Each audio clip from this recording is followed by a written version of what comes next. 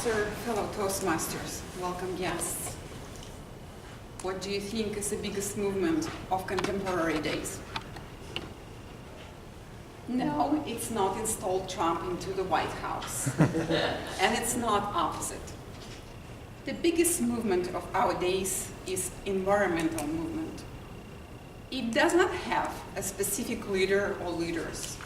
It doesn't have a specific headquarters, but it's big, powerful, it's huge. Tonight I'm going to talk about Spaceship Earth as a model of environmental movement and as a part of environmental movement. The beautiful thing living on the Earth is that we don't have to worry about a lot of things given to us. We don't have to worry about oxygen. We know it's just there. There is a plenty of clean water somewhere on the planet. And where the soil and climate is right, we can grow abundant amount of food for ourselves.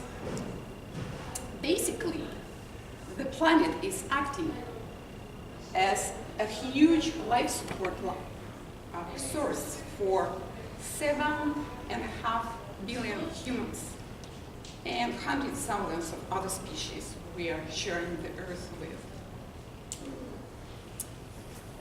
I'm going to talk about three main subjects of the project and a term, Spaceship Earth.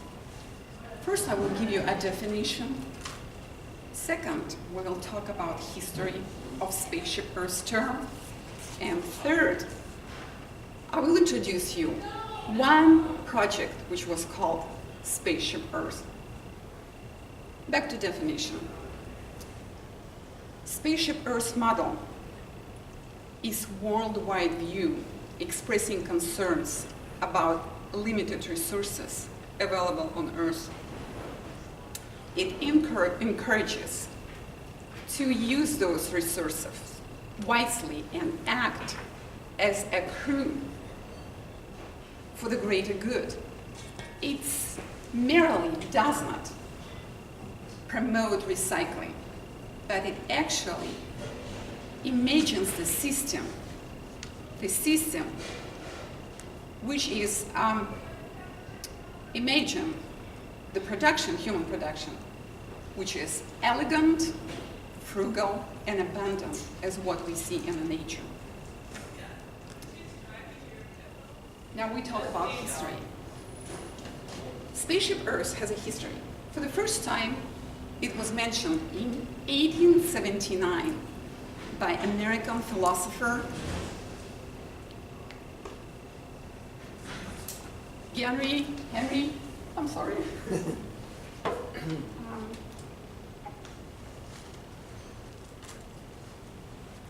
George.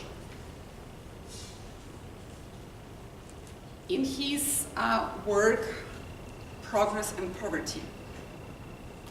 Kenneth Baldwin, in 1965, first time introduced an idea of the Earth being a little small sphere flying in a nowhere to its destination with limited resources, crowded and frugal and fragile.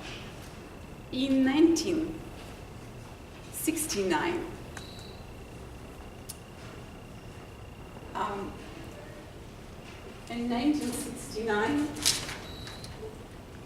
Richard Fuller, a philosopher, he actually believed and published his work. In this work, he was saying that humanity is going to use renewable resources for the energy as solar and wind power. Contemporary day environmentalist Paul Hacken, in his book, Blessed Unrest, described a project. He called it Project Spaceship Earth. That was one very interesting project. I'm happy to talk about that. In one large company, the main product of which is agricultural chemicals, 60 of chemical engineers were divided on 4 groups. In 2 hours, 4 groups had to come with an idea of spaceship which can carry a crew for 100 years in space. The conditions were that the crew has to be alive, healthy, and happy when they return back. They had to create an ecological system which will support the life of the members. Though they have to decide who will go on a trip, what's going to be a culture there, how it's going to be governed, and what kind of society is going to be. All 4 ideas and projects were very interesting, but one was standing out of the crowd. The group of designers decided that first, they're going to take on a journey a big amount of artists, musicians, and actors. They decided that they're going to create a culture instead of consuming one. In addition, they decided that to create an ecological system which is going to support a life of the crew for 100 years, they're going to take weeds, fungi, insects, and small animals. Oh, shit. All of that, what their company was poisoning for profit on Earth. What is interesting, out of thousands of chemicals produced by this company for agriculture, they did not take none of that on a trip. They decided that that stuff is too toxic and too poison for release in a small space like spaceship.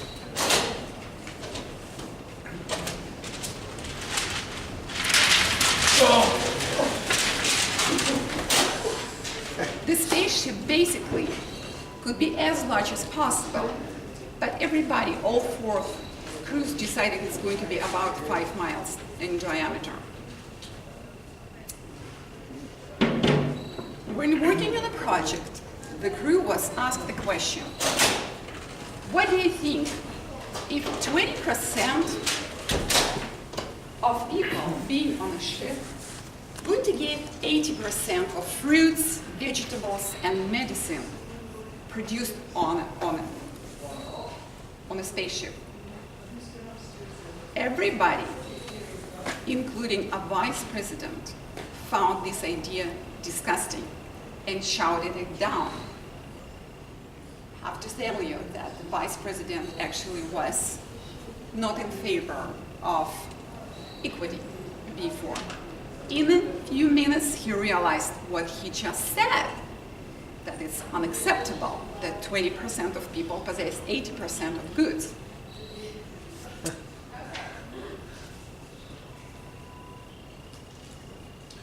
After the project was finished, a few employees started organic garden in the headquarters.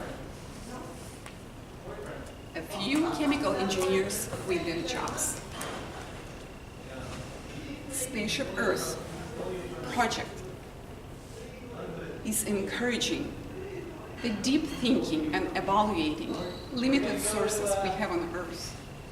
It encourages us to behave as a crew and come with an idea to create production for human consumption as frugal, as sophisticated, and abundant as one we see in nature. Thank you.